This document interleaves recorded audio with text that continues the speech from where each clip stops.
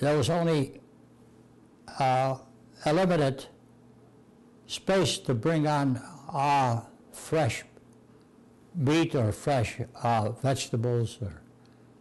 So basically, when you were, as we were, you know, out at sea for a long, long time, you ran out of fresh food. So then you had to improvise with Spam. You had to improvise with bully beef. You had to bake your own bread. You had to bake some goodies. You had to bake some cookies. You had to make some cakes, some pies. So you had to, you also, when we took on the troops, they had sea rations, and they were in those compartments. And I said to the ones that were helping me in the galley, which we call the kitchen. The kitchen is called the galley. I says, you know, those poor guys, we got to give them one hot meal. So we kind of scrambled up, and they all stood in line. We gave them a hot meal because you know what those sea rations are like. They're probably much, much better in this day and age, but I'm going back to 1944, 45, and 46, you know, that sea rations were like dog biscuits, I guess. When you say special times, it reminds me of that cliche, it's $1 million experience, you know, but, and it was, because it took me away from Lackawanna, New York, and I went to the New Guinea, went to the Philippines, went to Hawaii, and all over the Pacific. We were in the Coral Sea, so it's just amazing when we're in the invasion flotilla, when you have 800 ships, imagine. That's quite a picture. When you're going, you know, the aircraft carriers, the battleships that's supporting all of the troops, because they go in first and bombard, soften up the area that you're going to invade. You got cruisers, you got destroyers, you got destroyer escorts, you got transport ships, and you got the landing craft that we were. So ships and ships and ships.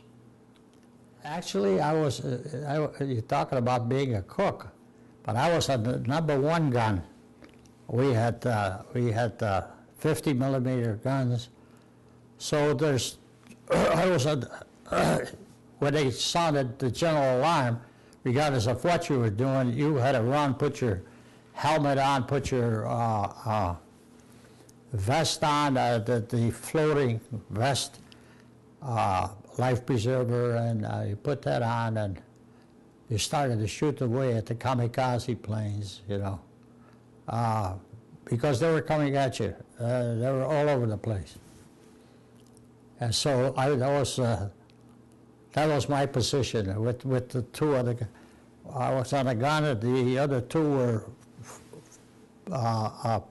putting the magazines into the gun, the ammunition. Praise the Lord and pass the ammunition.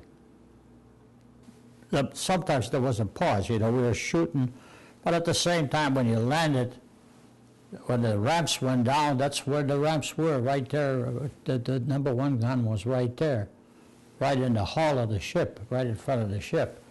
So you see those guys and you just felt, well, there they go. There was some fire, like in Leyte, there was some fire. But they were prepared, and they waded through the water, you know, up to their, sometimes up to their knees, even higher. because, you know, we couldn't, we got on the beach, but you still had water. And then we were ready to come back. Our ship was going to be converted into a rocket ship for the invasion of Japan. And we were a day out of Honolulu on the way back to the States to be converted and go back. And that's when they dropped a bomb on Hiroshima and then on Nagasaki, and that's probably why I'm here talking to you today, because that saved me, because I'm sure that if we would have went back with that amphibious craft, that our ship, with the landings that we were making, that ship carried 250 troops, and you hit the beach and the ramps would fall down and the troops would go off. I'm sure that I wouldn't be here talking to you, Marty. Can you describe how you and your shipmates felt when they got the news? Well, it was just something that is probably not even explainable, that the emotions that everybody felt, that the war was, in the day after, you know, the war was over, you know, was finished as a consequence of the atomic bomb. A lot of people in this modern age condemn the atomic bomb.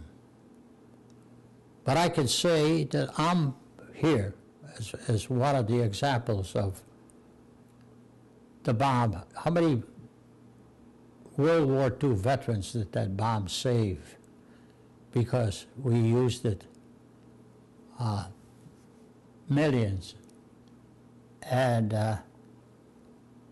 to answer your question, is the jubilation and happiness every place, with also mixed emotions that people died. But let me say, in this day and age, you're talking about terrorists. But let me tell you, they were also terrorists because they used the kamikaze. One of them just missed our ship. And I saw the kamikaze, the suicide bombers, the Japanese bombers, go right into the ships and kill our American sailors. So the atomic bomb certainly saved a lot of lives.